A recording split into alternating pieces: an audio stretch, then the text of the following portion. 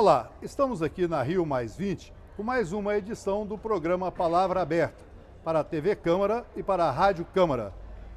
Neste momento estamos aqui entrevistando o deputado Alessandro Molon, do PT do Rio de Janeiro, que já está presente aqui na conferência há alguns dias e tem bastante para nos contar. Então, deputado, qual é a sua avaliação do que vai sair dessa conferência da ONU? Olha, eu tenho um olhar de esperança e de preocupação com o evento. De esperança porque eu considero muito positiva a reunião de tantos chefes de Estado, a mobilização de tantos países e, sobretudo, a pressão que tantos movimentos sociais têm feito sobre os seus governos, para que eles tenham a coragem de avançar na direção daquilo que o mundo espera, de um desenvolvimento sustentável com responsabilidade para com as futuras gerações.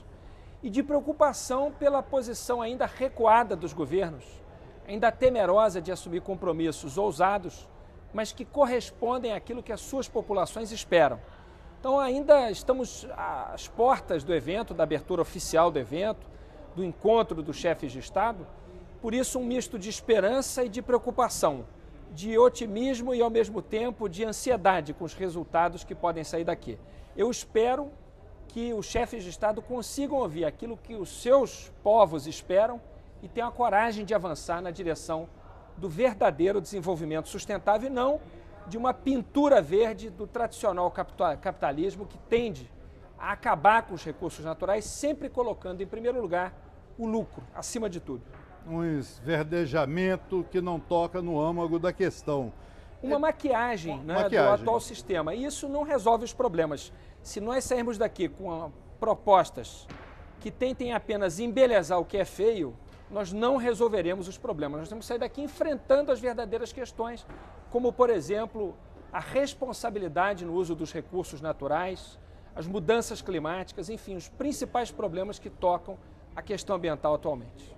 Mas, nesse sentido, parece que o trabalho que a delegação brasileira assumiu de alguns 2 dias para cá, de conduzir essa negociação final até a chegada dos líderes de governo, dos chefes de governo e de Estado, não é um trabalho assim muito na linha do que o senhor está me dizendo. Eles estão aparando as arestas, tirando o que é problemático do texto e deixando um texto que está sendo criticado por ser muito tênue, muito insípido.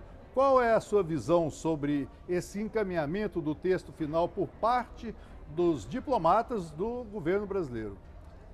Sempre que se faz uma negociação, é preciso ter muita clareza daquilo que é possível ceder, daqueles pontos de divergência que não são principais, que são acessórios, mas é preciso também saber aquilo de que não se pode abrir mão, né?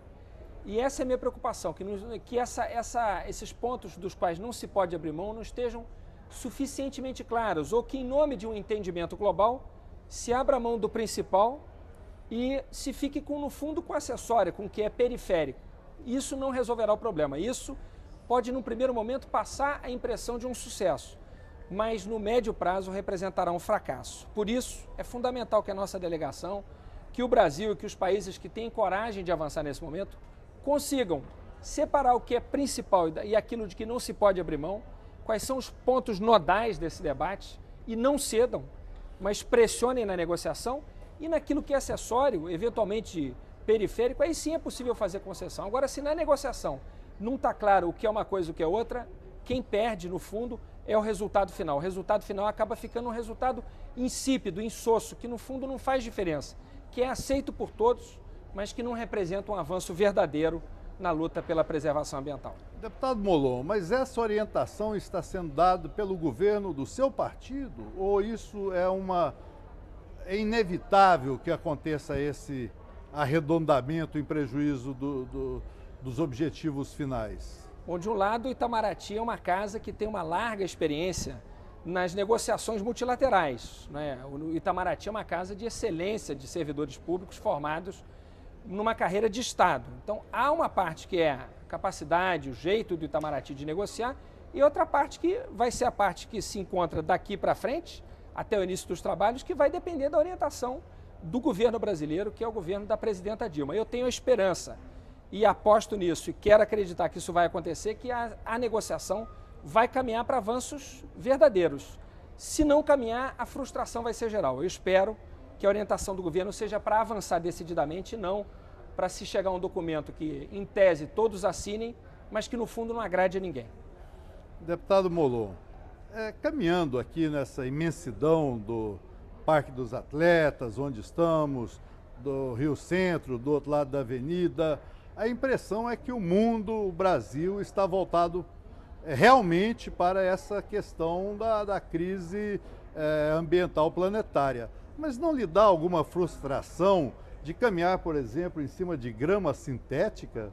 Foi a sensação que eu tive aqui, quando cheguei e vi que nós estamos aqui no Parque dos Atletas, em plena Rio+20, e que a grama sobre a qual nós pisamos é sintética, me deu a sensação de alguma coisa falsa, superficial, ocultando, no fundo, disfarçando, no fundo, os temas centrais. Eu fiquei com essa sensação ruim quando pisei sobre essa grama. Inclusive, tive também a preocupação de não pisar sobre a grama para não estragar a grama, até que eu vi que a grama era sintética, o que me parece uma contradição muito sintomática, né? Muito simbólica desse momento que a gente está vivendo. Nesse sentido, nós sabemos que os ciclos econômicos, históricos, são longos, não é do dia para a noite que as coisas acontecem, mas é possível salvar o planeta, ou pelo menos mitigar os efeitos dos eventos extremos e de outras consequências negativas do aquecimento global, mantendo o atual sistema de livre iniciativa, de lucro acima de tudo, de desregulamentação governamental? É possível salvar o planeta sob o capitalismo? Olha, na prática, o que você está me perguntando é se é possível salvar o planeta sem mudar nada. Isso. Não, não é. É necessário fazer alguma mudança e tem que ser uma mudança central, importante, significativa. Como eu dizia, não nos acessórios, não naquilo que é periférico, não nos detalhes, não na maquiagem, não na aparência, mas na essência do nosso modelo. É preciso, de fato, enfrentar o problema do consumo.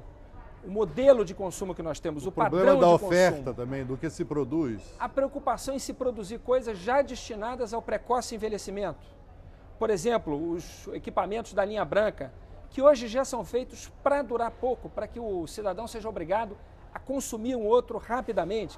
Essa forma de olhar para os recursos naturais, para a economia, para os padrões de consumo, ela não vai resolver o nosso problema. Ao contrário, ela vai agravar. E a Terra está dando sinais de esgotamento. A Terra está dizendo, não é possível continuar nesse ritmo. É como se fosse um corpo, um organismo que dissesse, basta, eu não aguento mais. Né? Ou o ser humano reage com responsabilidade a isso, ou quem vai pagar é o próprio ser humano, porque a Terra permanecerá, talvez sofrendo os efeitos da ação do ser humano, certamente. Mas o principal prejudicado com isso será a espécie humana, que não sobreviverá na Terra que nós estamos preparando. Deputado, para encerrar o nosso programa, eu gostaria de trazer a questão um pouquinho para a Câmara dos Deputados. Na questão do Código Florestal, o jogo acabou? Eu participei de um evento muito interessante no sábado, na Cúpula dos Povos, cujo tema era exatamente esse, Arnulfo. O título era O Jogo Não Acabou. E não acabou mesmo, porque o Código Florestal, muito ruim que a Câmara dos Deputados aprovou, nós aprovamos um código péssimo, que sofreu alguns aprimoramentos no Senado, ainda não suficientes, mas que melhorou o que veio da Câmara e que foi piorado de volta na Câmara, quando a Câmara, como casa iniciadora, deu a última palavra. Esse jogo, essa disputa não terminou ainda.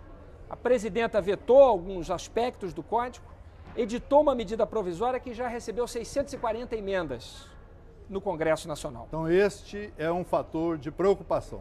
Enorme preocupação, porque a bancada ruralista mais uma vez tenta deformar a medida provisória e acabar com algumas salvaguardas que foram colocadas pela presidenta na medida provisória. Por isso, esse é um debate, além desse o debate sobre a PEC 215, em que os ruralistas querem, no fundo, fazer com que toda a demarcação de terra indígena tenha que passar pelo Congresso, o que é mais uma afronta à preservação ambiental, mais um tiro na preservação ambiental, assim como as terras quilombolas, que eles também querem exigir que passe pelo Congresso, assim como as novas áreas de conservação, que também terão que ser votadas, se aprovada uma PEC apensada, a PEC 215, Ou seja, só vai se criar unidade de conservação com aprovação de lei, seja no Parlamento Federal, estadual ou municipal. Enfim, são muitos os retrocessos que ameaçam a preservação ambiental no Congresso, por isso, toda mobilização e conscientização é pouca, precisamos continuar unidos, mobilizados para evitar novos retrocessos, como aquele que aconteceu recentemente no Congresso, quando o Código Florestal foi, de alguma maneira, desfigurado pelo Parlamento Nacional. Deputado Molon, muito obrigado por sua presença aqui no Palavra Aberta e também a você que está aí em casa nos assistindo, ouvindo pela Rádio Câmara, muito obrigado pela sua audiência.